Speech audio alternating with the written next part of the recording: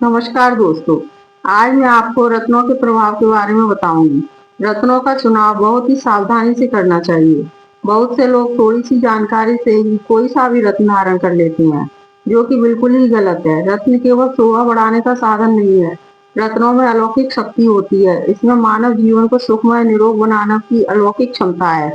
कुछ लोग अपने नाम की राशि के हिसाब से रत्न धारण कर लेते हैं।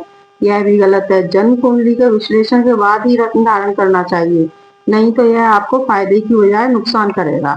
आम धारणा यह है कि त्रिकोण यानी लग्न, पंचमेश, नवमेश का रत्न कोई भी धारण कर सकता है, लेकिन तीनों रत्नों को धारण करने की आवश्यकता नहीं होती।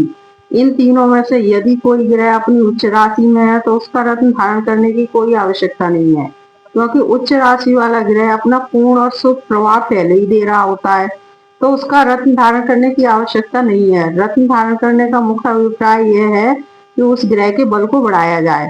उच्च राशि का ग्रह पूर्ण बल प्रदान करता है, तो उसके रत्न को पहनने की कोई आवश्यकता नहीं होती है। कोई शुभ ग्रह यदि अस्त या निर्बल है, तभी उस ग्रह का रत्न पहनना चाहिए, ताकि वह रत्न उस संबंधित ग्रह के प्रभाव को बढ़ाकर शुभ फल प्रदान करे। यदि किसी का लग्नेश कमजोर है या अस्त है, तो उसका रत्न धारण करने से व्यक्ति स्वस्थ होगा। किसी का भाग्य साथ नहीं दे रहा है तो भाग्येश अस्त है, तो उसका भाग्येश का रत्न पहनना चाहिए। त्रिकोण में भी यदि किसी ग्रह का स्वामी नीच का है तो रत्न कभी नहीं धारण करना चाहिए। यह और खराब प्रभाव को बढ़ाएगा। कभी भी मारक, बाधक, नीच या अशुभ ग्रह का रत्न धारण नहीं करना चाहिए। कुंडली दिखाकर यदि रत्न पहनेंगे तो फायदा अवश्य होगा। रत्न का पूर्ण और शुभ फल पाने के लिए शुक्ल पक्ष ग्रह से संबंधित दिन एवं शुभ योग में रत्न धारण करें।